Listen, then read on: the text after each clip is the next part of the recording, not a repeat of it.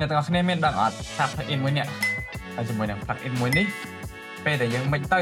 វានឹងមានអីកើតឡើងវាតែធ្វើឲ្យគេខ្លះនៅលើខ្សែប្រេកង់របស់យើងបើអ្នកទាំងអស់គ្នាធ្លាប់ឆ្ងល់ដែរហើយពិតជាចង់ដឹងថាតើវាទៅធ្វើស្អីគេខ្លះនៅលើខ្សែរបស់យើងអញ្ចឹងមកតាមដានជាមួយខ្ញុំទាំងអស់គ្នា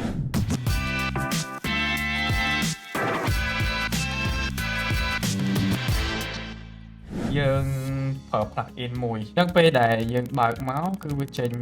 select បែបនេះលឺតិតអញ្ចឹងអីដែលយើងត្រូវធ្វើគឺយើងទៅបើកវាមួយទៀតតមកទៀតអីដែលយើងត្រូវធ្វើគឺយើងទុក plus វាឡើងនេះមួយយើងទៅដាក់ plugin EQ របស់យើងចូលអញ្ចឹងអានេះគឺជាខ្សែប្រេកង់របស់យើង footage របស់ Wave ណាអញ្ចឹងគឺវា load ចេញមកអញ្ចឹងអាខ្សែនេះគឺវានឹងធ្វើការប្រែប្រួលអូខេតោះឥឡូវយើងមើល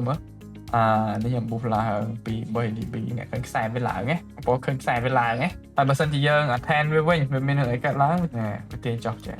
ពេលដែលយើងមាន plugin នេះមួយគឺវាជួយបានច្រើនមែនតើតែម្ដងហើយនៅវីដេអូក្រោយបើសិនជាបងប្អូនចង់ឲ្យខ្ញុំធ្វើមេរៀនពាក់ព័ន្ធជាមួយនឹង plugin នៅអ្វីផ្សេងៗបងប្អូនអាច comment នៅខាងក្រោមបាន